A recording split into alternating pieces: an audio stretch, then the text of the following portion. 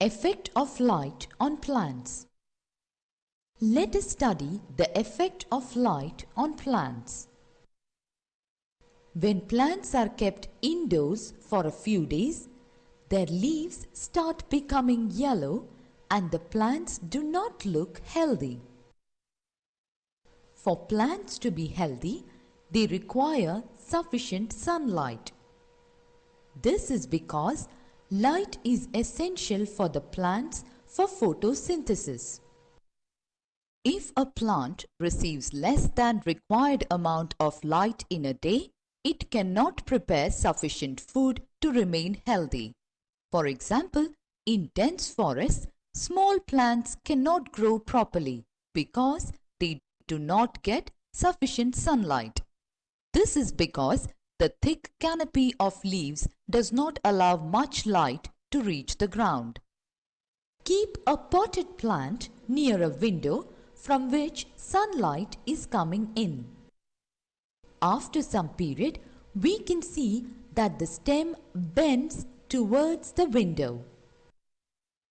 This property of the stem of a plant bending towards a source of light is known as phototropism. In some plants, flowers bloom only when there is sunlight. They open after sunrise and close at sunset. In some other plants, leaves open when there is sunlight and fold at night.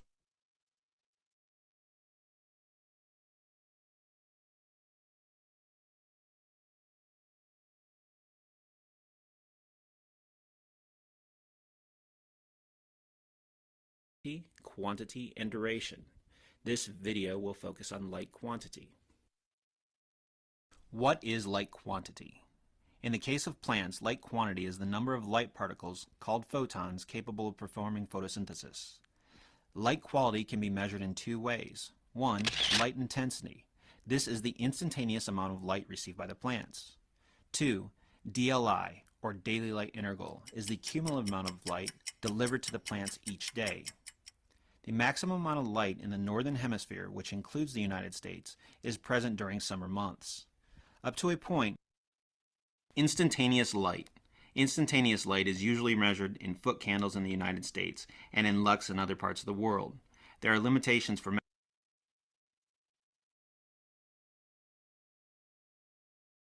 photosynthetically active radiation. Photosynthetically active radiation, or PAR, is the wavelength of light that plants perceive for photosynthesis. DLI is the amount of photosynthetically active radiation between 400 and 700 nanometers received each day as a function of light intensity and duration. Daily light integral is an important measurement for greenhouse growers because it influences plant growth, development, yield, and quality. By measuring DLI, you have a good estimate of growth that is expected for the plant. Measuring daily light integral. The DLI influences different aspects of plant growth. These include rooting and growth, seedlings and cuttings, time to flower, and finished plant characteristics including branching, compactness, stem thickness, flower number, and flower size. Greenhouse growers can estimate the outdoor DLI levels for their operations by locating their facilities on a DLI map provided by Clemson University. These maps show monthly outdoor DLI throughout the United States. Remember, these values are for the outdoors. In a greenhouse, the DLI values seldom exceed 30 moles of light per square meter per day. To approximate the DLI values in your greenhouse, you in today's lecture, we will discuss on various ecological factors like light as well as temperature. ते सुरुवातीच्या व्हिडिओमध्ये देखील आपण पाहिलं असेल बघा की light जी आहे, सनलाईट जी आहे, या सनलाईटचा एन्व्हायरमेंट वरती, त्यातल्या त्यात प्लांट एन्व्हायरमेंट जी आहे, या प्लांटच्या सभोवतालच्या एन्व्हायरमेंट वरती किंवा या एन्व्हायरमेंटचा किंवा या लाईट हे जे काही इकॉलॉजिकल फॅक्टर आहे, या लाईट या इकॉलॉजिकल फॅक्टर्सचा प्लांट ग्रोथ वरती, प्लांट डेव्हलपमेंट वरती कशा प्रकारे परिणाम होतो, त्याचा इफेक्ट आपल्याला कशा प्रकारे पाहायला मिळतो, हे आपण डिस्कस करत होतो लास्ट लेक्चर मध्ये. मग यामध्ये आपण सुरुवातीला पाहिलंय की जी काही सनलाईट आहे, सनलाईट ही एक महत्वाचा एनर्जी सोर्स आहे. This one is the major energy source for this phototropic plant, किंवा ज्याला आपण काय म्हणणार आहे, फोटोसिंथेसिस करणारे जे काही प्लांट आहेत, या प्लांटमध्ये लाईट जो आहे, सनलाईट जी आहे, हा महत्वाचा रोल प्ले करतो. कारण का, हॅलो, हो,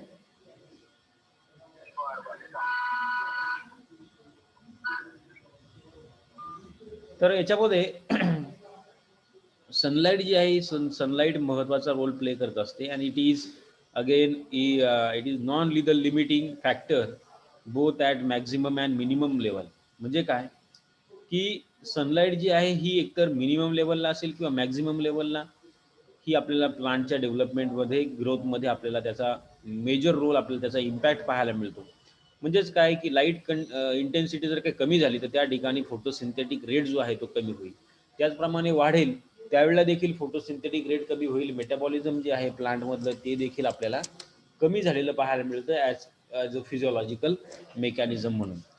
पण मग जी काही मॉडरेट लाईट कंडिशन आहे, ॲव्हरेज लाईट कंडिशन आपण ज्याला म्हणतो, आहे की नाही, लाईट इंटेन्सिटी जी काही प्लांटला जितक्या प्रमाणामध्ये आवश्यक आहे तितक्या प्रमाणात ज्या वेळेला ही लाईट उपलब्ध होईल त्यावेळेला मात्र सर्व काही मेटाबॉलिक रिॲक्शन्स असतील किंवा जे काही मेटाबॉलिझम असेल प्लांटमध्ये, हे सर्व काही आपल्याला असं सुरळीत झालेलं आपल्याला पाहायला मिळतं. वेगवेगळ्या प्रकारचे आपण फॅक्टर्स पाहिले, त्यापैकी लाईट जी आहे ती, या लाईटपैकी जी काही वेगळ्या स्पेक्ट्रमची जी काही लाईट आहे, साधारणतः व्हिजिबल लाईट जी आहे 390 to 700 नॅनोमीटर या वेवलेंथ मधली जी काही लाईट आहे, या लाईटला आपण म्हणतो व्हिजिबल लाईट, बरोबर, ही या दरम्यान पहा. आणि या व्हिजिबल लाईटचे पुन्हा 7 स्पेक्ट्रा आपल्याला पाहायला मिळतात. त्या स्पेक्ट्रापैकी ब्ल्यू लाईट असेल किंवा रेड लाईट असेल, ही पर्टिक्युलरली प्लांटमध्ये फोटोसिंथेसिससाठी जास्तीत जास्त काम करते किंवा ती जास्तीत जास्त त्यावेळेला ॲब्झॉर्ब होते, राईट. आणि मग या लाईटपेक्षा कमी वेवलेंथची असणारी लाईट जी आहे त्याला अल्ट्राव्हायोलेट लाईट असं म्हटलं आपण, किंवा गॅमा रेज असं म्हटलं. त्यापेक्षा जास्त असणारी जी काही वेवलेंथ असणारी लाईट आहे त्याला इन्फ्रारेड म्हटलंय. रडार वेव्ज असतील, रेडिओ वेव्ज असतील, right, slow electromagnetic waves असतील, अशा वेगवेगळ्या प्रकारची लाईट जी आहे ही प्लांटमध्ये त्याचा इफेक्ट दाखवत असते थोडक्यात. So in these the radiations they have high heating effect. आता जे काय हाय वेवलेंथची जी काही लाईट आहे किंवा लो वेवलेंथची लाईट असेल त्यामध्ये हाय रेडिएशन्स असतात. मग त्याचा परिणाम आपल्याला प्लांटच्या ग्रोथवरती पाहायला मिळतो. प्लांटची जी काही ग्रोथ असेल, जर्मिनेशन असेल, किंवा जे काही सेल्स आहेत प्लांटमध्ये, या सेल्समध्ये म्युटेशन देखील कधी कधी घडून आलेलं आपल्याला या रेडिएशन्समुळे आपल्याला झालेलं पाहायला मिळतं. त्यापैकी एक रोल आपण बघितला की फोटोसिंथेटिकली ऍक्टिव्ह रेडिएशन्स कोणते आहेत. फोटोसिंथेसिस ज्या वेळेला प्लांटमध्ये होतं तर ही जी काही किरणं पडलेली आपल्याला दिसतात प्लांट व याच्यावरती सूर्यप्रकाशाची, ही किरणं म्हणजे काय, तर हे फोटॉन्स. आणि ह्या फोटॉनच्या स्वरूपामध्ये ही सनलाईट जी आहे ही प्लांटमध्ये ॲब्झॉर्ब होते. त्या ठिकाणी क्लोरोफिल पिगमेंट ॲक्टिवेट होतात आणि नंतर पुढचं फोटोसिंथेसिसचं मेकॅनिझम घडलेलं आपल्याला पाहायला मिळतं. And mean while in this process you can observe there is the formation of oxygen and sugar और कार्बोहायड्रेट. आहे की नाही, फोटोसिंथेसिसचा एंड जो प्रोडक्ट आहे किंवा फोटोसिंथेसिस या प्रक्रियेमध्ये आपल्याला त्या ठिकाणी कार्बोहायड्रेट्स सिंथेसाइज झालेले आपल्याला दिसतील. म्हणजेच काय की ही सनलाईट जी आहे ही अल्टिमेटली थोडक्यात या ठिकाणी ऑर्गॅनिक कंपाऊंडमध्ये, कार्बन कंटेनिंग कंपाऊंडमध्ये कन्वर्ट झालेले आपल्याला थोडक्यात दिसेल. किंवा दुसऱ्या मार्गाने आपण असं सांगू शकतो की फोटोसिंथेसिस म्हणजे काय की प्लांटच्या लीव्समध्ये सूर्यप्रकाशाचा वापर करून, पाण्याचा वापर करून जो काही कार्बन डायऑक्साईड वायू आहे, गॅस आहे, याचं फिक्सेशन करून यापासून कार्बोहायड्रेट्स तयार केले जातात.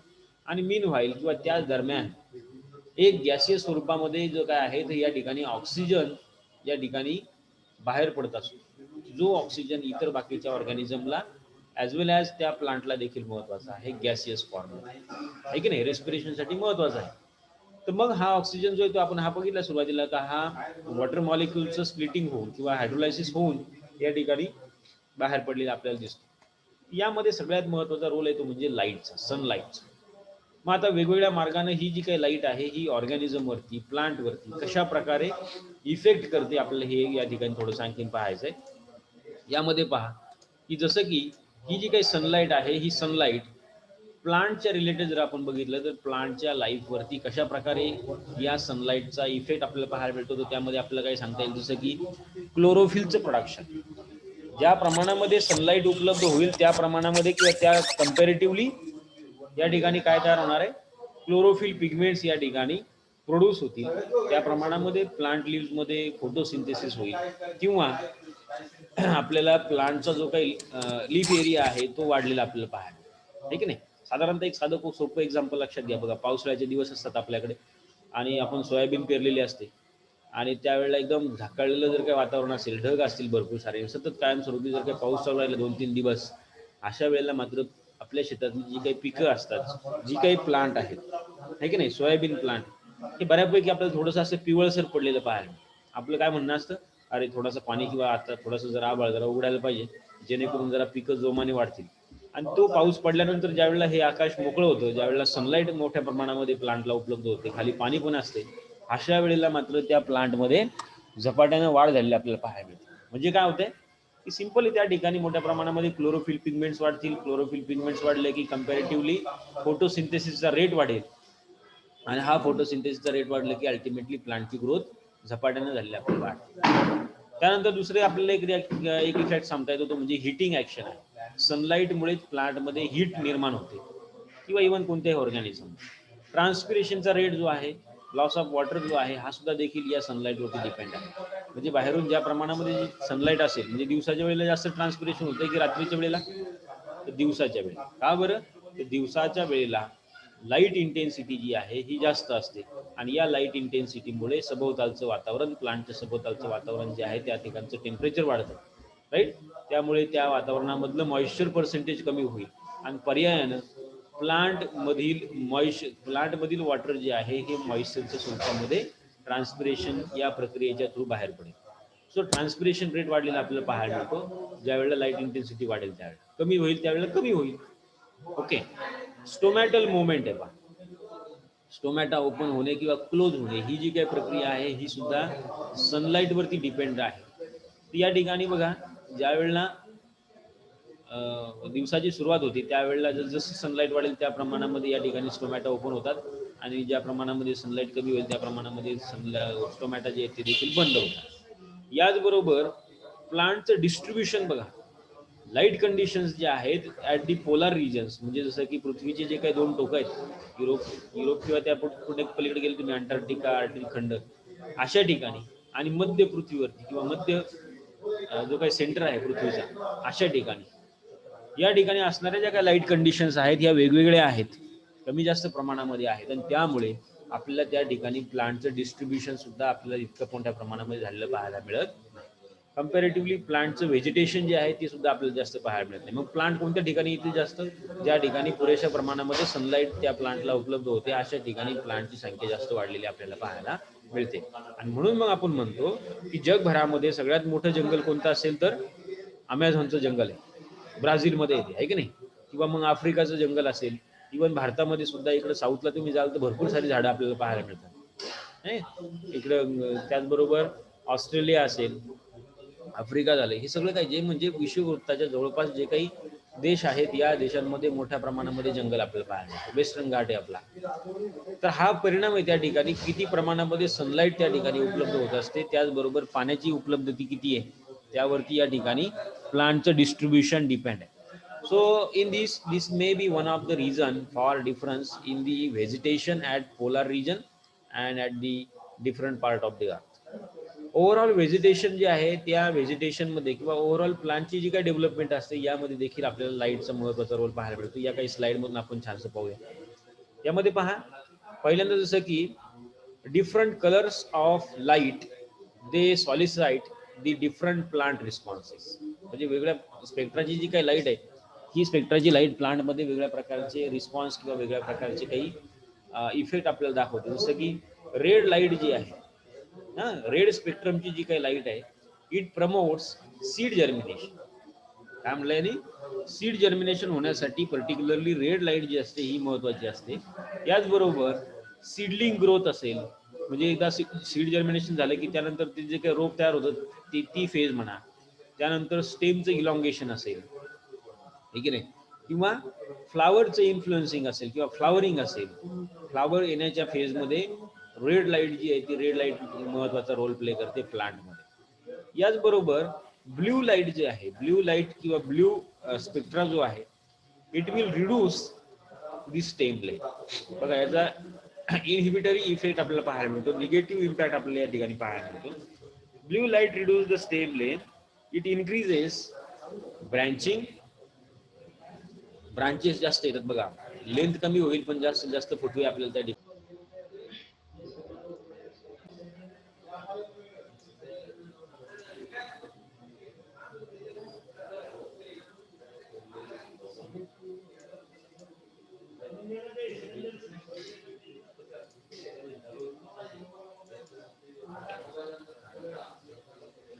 यामध्ये पहा की जसं की ब्लू लाईट जी आहे ही स्टेम ब्रांचिंग या ठिकाणी वाढलेलं आपल्याला पाहायला मिळते या ब्ल्यू लाईटमुळे.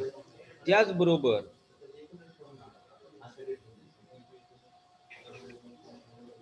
पहा, it promotes stem strength also and it can improve the leaf and flower colours.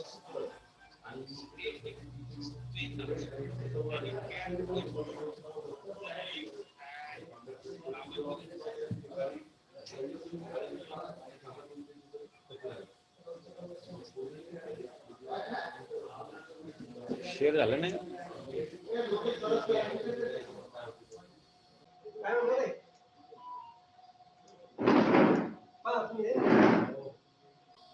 त्यामध्ये पहा ब्ल्यू लाईट जी आहे ही स्टेम लेंथ रिड्यूस करेल आणि त्यामुळे ब्रांचिंग किंवा स्टेमची स्ट्रेंथ जी आहे ही वाढलेली आपल्याला पाहायला मिळते. It also improve the leaf and flower colour. Leaf आणि फ्लावरचा जो काही कलर आहे हा या ब्ल्यू लाईटमुळे वाढलेला आपल्याला पाहायला. याचबरोबर या लाईटचा इफेक्ट प्लांट वरती आपल्याला काही वेगळ्या अंगाने देखील झालेला पाहायला मिळतो. Without light many of the plant would not able to produce the energy needs to grow. म्हणजे विदाउट लाईट, म्हणजे लाईट नसेल तर फोटोसिंथेसिस या ठिकाणी होणार नाही आणि त्यामुळे प्लांटमध्ये आवश्यक असणारी जी काही एनर्जी आहे ती या ठिकाणी क्रिएट झालेली आपल्याला दिसणार.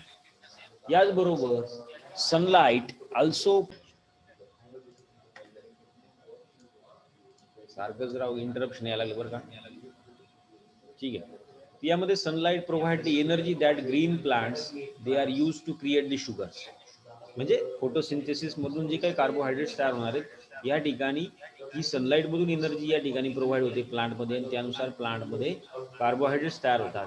त्यापासून मोठ्या प्रमाणामध्ये एनर्जी तयार होते, बायोमास प्लांटचे तयार होतात आणि या बायोमासवरती डिपेंड असणारे अनेक इतर बाकीचे आपल्याला हर्बीव्होर्स किंवा ज्याला आपण प्रायमरी कन्झ्युमर्स असं म्हणूया अशी ऑर्गॅनिझम्स यावरती डिपेंड असतात. So plant get energy from the light through a process that is called as photosynthesis, and this process provides virtually all the energy which is used by living things. सगळे बाकीचे जे काही organism आहेत बघा, सगळे animal असतील, ग्रॅझिंग animal असतील, आपल्यासारखे सुद्धा ह्युमन बिंग्स असतील, हे सर्व काही टोटली अल्टिमेटली जर बघितलं आपण, न्यूट्रिशनचा जर का विचार केला, एनर्जीचा जर का विचार केला, तर आपण अल्टिमेटली याप्रमाणे प्लांटवरती, आणि प्लांट जे आहेत हे सूर्यप्रकाशावरती डिपेंड आहे, बरोबर. त्यानंतर पुढे जर तुम्ही बघितलं तर ही जी काही सनलाईट आहे ही सनलाईट बाकीच्या इतर काही प्लांट मध्ये देखील महत्वाचा रोल प्ले करते आणि ही एक कॉन्सेप्ट या ठिकाणी याला म्हणायचं हेलिओफाइट्स. हेलिओफाइट्स म्हणजे काय की अशा प्रकारचे प्लांट की ज्या प्लांट मध्ये फोटोसिंथेसिसचा रेट जो असतो तो जास्त असतो, which has a high rate of photosynthesis as well as respiration. बघा आता अशा प्रकारच्या प्लांट मध्ये जर का फोटोसिंथेसिसचा रेट जास्त असेल आणि त्यातल्या त्यात रेस्पिरेशनचा रेट देखील जास्त असेल तर जास्त प्रमाणामध्ये एनर्जी या प्लांट मध्ये तयार होईल, जास्त प्रमाणामध्ये फोटोसिंथेसिस या ठिकाणी होईल, म्हणजे कार्बन डायऑक्साईड जास्त युटिलाइज केला जाईल, बरोबर. कार्बोहायड्रेट्स या ठिकाणी मोठ्या प्रमाणामध्ये तयार होतात. मग आता कोणती कोणती प्लांट आहे, जसं की से फॉर एक्झाम्पल शुगर केन असेल, मेज आहे, ऊस,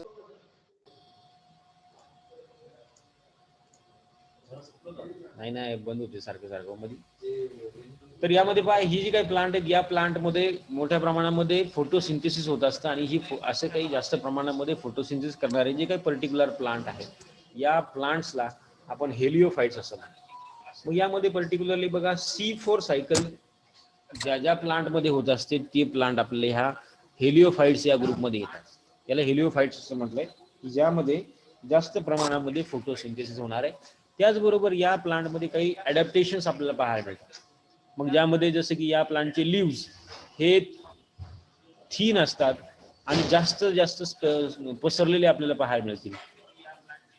त्याचबरोबर vertical orientation of leaf blades you can observe in the heliophytes. त्याचबरोबर त्याचं स्टेम जे थोडंसं जाड किंवा थिक असेल. वेल डेव्हलप कंडक्टिंग टिश्यूज आपल्याला याच्यामध्ये पाहायला मिळतात. म्हणजे मोठ्या प्रमाणामध्ये पाणी देखील या ठिकाणी या प्लांटमध्ये ॲब्झॉर्ब केलं जातं. तर बघा ऊस असेल, सनफ्लावर असेल किंवा इथं मका असेल किंवा इतर बाकीचे काही प्लांट आहेत, या प्लांटला मोठ्या प्रमाणात पाणी दिलं. कधी कधी जितकं पाणी अवेलेबल आहे तितकं ते पाणी ॲब्झॉर्ब करतात. नंतर पाणी जरी समजा नाही मिळालं या प्लांट तरी देखील हे प्लांट त्याची लाईफ सायकल कंप्लीट करतात आणि अगदी हेल्दी वाढलेली आपल्याला पाहायला मिळते. म्हणजे असं म्हणता येईल आपल्याला की त्याची पाण्याची जर की आपल्याला इंटरनेटचं कनेक्शन बदलून टाकायला लागते, मध्ये बदललं की सगळं पुन्हा बोगस काम. जसं की पहा या प्लांटमध्ये वेल डेव्हलप कंडक्टिंग टिश्यू आपल्याला पाहायला मिळतील. म्हणजे काय की मोठ्या प्रमाणामध्ये पाणी ॲब्झॉर्ब केलं जातं आणि ते स्टोअर करून ठेवलं जातं. ज्या वेळेला पाणी कमतरता आहे, स्कॅर्सिटी आहे, अशा वेळेला मात्र हे प्लांट हे अशा प्लांटमध्ये स्टोअर केलेलं जे काही रिझर्व्ह वॉटर असेल किंवा रिझर्व्ह फूड मटेरियल असेल त्याचं युटिलायझेशन करतात. याचबरोबर या प्लांटमध्ये लॉंगर रूट म्हणजे लांबपर्यंत रूट वाढलेले आपल्याला पाहायला मिळतात. जमिनीमध्ये खोल जातात हे रूट्स आणि तिथून ते पाणी ॲब्झॉर्ब करतात. त्याचबरोबर शॉर्ट इंटरनोड आहे, म्हणजे जास्त काय हाईट मात्र या प्लांटची वाढत नाही. त्याचबरोबर जास्तीत जास्त ब्रांचेस या प्लांटवरती दिसतात.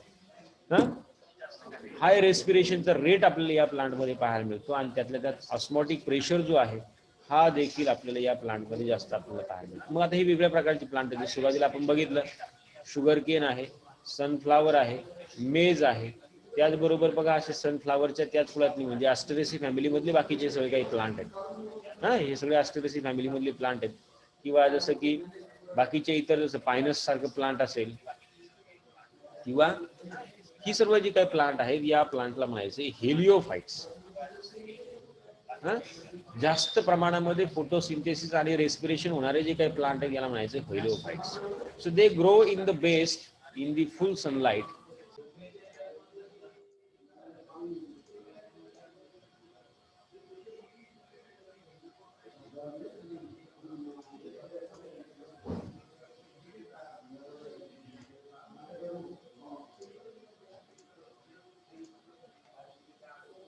याच्यामध्ये जे काही सीओफाइट्स आहेत, एक म्हणलं हॅलोफाइट्स म्हणजे ज्याला म्हणूया आपण सनलाइट लव्हिंग प्लांट्स किंवा ज्यामध्ये जास्त फोटोसिंथेसिस होता असे प्रकारचे प्लांट. सीओफाइट्स म्हणजे काय, they are growing best at lower sunlight intensity. कमीत कमी जास्त प्रमाणामध्ये लाईट असणाऱ्या जास्त प्रमाणामध्ये सनलाईट आवश्यक असणाऱ्या प्लांटला म्हणलं आपण हेलिओफाइट्स. कमी प्रमाणामध्ये जी काही लाईट आहे आणि अशा लो इंटेन्सिटीच्या लाईटमध्ये देखील फोटोसिंथेसिस होणारे अशा प्रकारच्या प्लांटला म्हणतात ते सीओफाइट्स. So there are some heliophytes which are grow best in sun, but they can grow fairly well under the shades. है की नाही, म्हणजे उन्हामध्ये भरपूर चांगली वाढ होते पण सावलीमध्ये मात्र ती काही प्लांट वाढणार नाही. अशा काही प्लांटला आपण फॅकल्टेटिव्ह सीओफाइट्स असं देखील म्हणतो, फॅकल्टेटिव्ह हेलिओफाइट्स असं देखील म्हटलं जातं. तर अशा प्रकारचे जे काही प्लांट आहेत या प्लांटमध्ये आपल्याला वेगळ्या प्रकारचे काही कॅरेक्टर्स पाहायला मिळतात. For example plants of sunny habitats, they have vertically oriented leaf base. Vertically oriented leaf blades. Vertical म्हणजे काय की असं वरच्या दिशेने असं हे लीफ याचं वाढलेलं आपल्याला पाहायला मिळतं अशा स्वरूपामध्ये. Some variations in the pigment complex of the leaves also they takes place, and in moist climates vegetations which is generally a complex series of superimposed layers of tall trees or low trees, shrubs, herbs, mosses. So all of these are we called as the facultative zeophytes. मग यामध्ये बघा dry क्लायमेटमध्ये येणारे काही plant आहेत जसं की the species of flora they are mostly heliophytes which are moistly pines, soft maple plant आहे, विलम्स म्हणजे हे बाकीचे ट्युलिप ट्री आहे बघा. कमी सनलाईट असणाऱ्या ठिकाणी येणारे हे प्लांट्स आहेत सगळे. जसं की जम्मू काश्मीरच्या ठिकाणी, जम्मू काश्मीर राज्यामध्ये अगदी कमी प्रमाणामध्ये सनलाईट उपलब्ध असते. मग आता अशा ठिकाणी काही वेगळ्या प्रकारचे प्लांट येतात त्याला म्हणायचं सिओफाइट्स, बरोबर. त्याच कम्पॅरेटिव्हली जर आपण बघितलं इकडे साऊथला जर गेलो आपण, तमिळनाडू असेल, कर्नाटक असेल किंवा केरळ असेल किंवा इव्हन महाराष्ट्रामध्ये सुद्धा जास्त प्रमाणामध्ये सनलाईट उपलब्ध आहे आपल्याकडे. आणि मग अशा ठिकाणी जे काही प्लांट्स आहेत त्या प्लांटला हेलिओफाइट्स असं म्हणतात. तर अशी ही कॉन्सेप्ट आहे की ज्यामध्ये जर कंपॅरिझन जर केलं, काही प्लांट जे ते बघा ओपन शेडमध्ये चांगले वाढतात, ते इंडोर प्लांट म्हणून आपण त्याला हे करू शकत नाही, लावू शकत नाही, किंवा ते त्या ठिकाणी डेव्हलपमेंट त्याची होत नाही. So those plants they R developing in full sunlight, usually they exhibit such a morphological and physiological features like thicker stems with well developed conducting elements. आता हे मगाशीच आपण डिस्कस केलं की अशा प्रकारच्या प्लांटमध्ये काय कॅरेक्टर दिसतात की ज्यामध्ये त्याचं स्टेम जे आहे ते थिक असतं, जाड असतं. त्याचबरोबर त्यामध्ये वॉटर कंडक्टिंग टिश्यू जे आहे त्याची जास्त डेव्हलपमेंट झाली आपल्याला पाहायला मिळते. मेकॅनिकल टिश्यू मोठ्या प्रमाणामध्ये असतात. इंटरनोड जी असते ही इंटरनोड शॉर्ट झालेली असते. त्याचबरोबर जास्तीत जास्त ब्रँचिंग आपल्याला त्या प्लांटमध्ये पाहायला मिळतं आणि कमीत कमी क्लोरोप्लास्ट त्या प्लांटमध्ये डेव्हलप झालेला आपल्याला दिसतं. सो दे डेव्हलप मोर स्पॉन्जी सेल्स. काय करतात, जास्तीत जास्त स्पॉन्जी सेल्स त्या लीव्हजमध्ये तयार होतात आणि या स्पॉन्जी सेलमध्ये जास्तीत जास्त प्रमाणामध्ये वॉटर असेल किंवा मग आवश्यक असणारे जे काय आहे कार्बन डायऑक्साईड असेल, हा या ठिकाणी स्टोअर करून ठेवला जातो. आणि पर्टिक्युलरली C4 टाईपचं जे काही फोटोसिंथेसिस आहे, C4 सायकल या प्लांटमध्ये रेग्युलेट होत असते for the photosynthesis. So this type of effect which is observe on the plant, म्हणजे बघा सनलाईट वरती डिपेंड असणार हे प्लांट. त्यानुसार प्लांटचे टाईप्स तयार झाले, त्यानुसार तुम्हाला दोन टाईप सांगितले, हेलिओफाइट आणि सिओफाइट्स. यानंतर पुढची एक कॉन्सेप्ट आहे बघा की ज्यामध्ये आपण बघूया की फोटो पिरियडिझम आहे की नाही. आपण मागे बघितले बघा मागच्या चॅप्टरमध्ये की सनलाईट वरती या ठिकाणी प्लांट मध्ये जे काही फ्लावर डेव्हलप होतात हे सनलाईट वरती किंवा जो काही डे पिरियड आहे, लाईट पिरियड आहे किंवा डार्क पिरियड आहे, हा या ठिकाणी महत्वाचा असतो. आणि मग यातनंच ही फोटो पिरियडिझम जी काही कॉन्सेप्ट आहे ही या ठिकाणी समोर आहे. यामध्ये total length of the daily light, total length of the daily light period to which plants are exposed, that is we call it the photo period, which has pronounced effect on the vegetative growth as well as flowering of the plants, right. Total length जी आहे daily लाईटची, daily light पिरियडची, या ठिकाणी प्लांटला किती प्रमाणामध्ये expose होते किंवा plant या प्रकारच्या लाईटला किती टायमिंगसाठी एक्सपोज होतात, याला म्हटलं आपण फोटो पिरियड. आणि हा या ठिकाणी व्हेजिटेटिव्ह ग्रोथ नंतर त्या प्लांटमध्ये फ्लावरिंग डेव्हलप होण्यासाठी आपल्याला महत्वाचा असलेला फॅक्टर्स आपल्याला पाहायला मिळतात. So on the basis of their photoperiod the plants may be classified as short day plant and long day plant. आपण याचं देखील क्लासिफिकेशन केलं. काय केलंय, काही प्लांट जे आहेत ते शॉर्ट डे प्लांट आहेत, म्हणजे काय की ज्या प्लांटला ज्याला आपण म्हटलं की ऑप्टिमम डे लाईट कंडिशन जे आहे, म्हणजे 12 तासापेक्षाही कमी लाईट कंडिशन आवश्यक असतात आणि जास्तीत जास्त डार्क कंडिशन आवश्यक असतात. कमी लाईट पिरियड आणि जास्त डार्क पिरियड आवश्यक असतो. अशा वेळेला अशा नंतरच किंवा अशा कंडिशन व्हेजिटेटिव्ह फेजमध्ये मिळाल्यानंतरच मग त्या प्लांटला फ्लावर येत असेल तर अशा प्रकारच्या प्लांटला आपण म्हणलंय शॉर्ट डे प्लांट. आणि याच्या विरुद्ध आहे लॉंग डे प्लांट, आहे की नाही, ज्यामध्ये those plants they demanding more photo period, excess of certain critical limit, that plants we call as a long day plants, and comparatively low night hours or dark period. So in even the short day plants you can observe they are developed normally only when the photo period is less than a critical photo period, that is 12 hours. Say for example Salve असेल, दतुरा असेल, कॅनाबिस, अँट्रोपोगॉन, ही वेगळ्या प्रकारची plant आहेत, Cosmos आहे. या प्लांटला short day plant असं म्हटलं जाते. कमी लाईट पिरियड त्याला व्हेजिटेटिव्ह फेजमध्ये मिळाल्यानंतर त्या प्लांटमध्ये फ्लावरिंग येतं. काही प्लांट जे त्याला लॉंग डे कंडिशन्स आवश्यक असतात, जसं की ब्रासिका असेल म्हणजे मोहरी, गहू आहे, हे की नाही. त्याचबरोबर मग नंतर स्वर्ग म्हणजे ज्वारी आहे, ऊस आहे, असे सगळे काही प्लांट आहेत. किंवा मग काही प्लांट अगदी ज्याला आपण म्हटलं डे न्यूट्रल प्लांट आहे, अशा प्रकारच्या प्लांटला त्या सनलाईटचा कोणताही परिणाम आपल्याला त्या प्लांटवरती झालेला पाहायला मिळत नाही. अशा प्रकारच्या प्लांटला म्हणायचं day neutral plant. Say for example cucumis sativus म्हणजे काकडी, किंवा गॉसिपम हिरसुटम, निकोशियाना टोबॅकम म्हणजे तंबाखू असेल, कापूस असेल, फॅजिओलस म्हणजे हे वालवर्गीय जे काही प्लांट आहे, लेग्युम्स, ओके, सोलॅनम म्हणजे वांगी. आता बघा हे सगळे काही प्लांट तुम्हाला जवळपास 12ही महिने आपल्याला बाजारामध्ये उपलब्ध असतात. बघा तंबाखू 12 महिने येते, कापूस देखील 12 महिने त्याची प्लांटची डेव्हलपमेंट होऊ शकते, काकडी देखील 12 महिने आपल्याला पिकलेली आपल्याला पाहू शकाल, वालवर्गीय जे काही प्लांट आहेत म्हणजे लेग्युम्स आहेत हे देखील 12 महिने येतात. सोलॅनम टिबेरम म्हणजे वांगी, टोमॅटो असेल, वांगी असेल, त्याचबरोबर काही वेळेला मिरची असेल, हे सर्व काही प्लांट जे आहेत हे डे न्यूट्रल प्लांट आहेत. त्या प्लांटमध्ये फ्लावरिंग इंड्यूस होण्यासाठी कोणत्याच प्रकारच्या लाईटची किंवा डार्क पिरियडचा त्या ठिकाणी परिणाम झालेला आपल्याला पाहायला मिळतो. मात्र काही प्लांटमध्ये मात्र आपल्याला हा परिणाम झालेला पाहायला मिळतो आणि therefore they respond against the availability of light as well as dark condition. So this light as a photo period, they plays an important role in the local distribution of plants. Okay, they plays important role in the local distribution of the plants by affecting stem elongations, flowering, fruit development and other processes.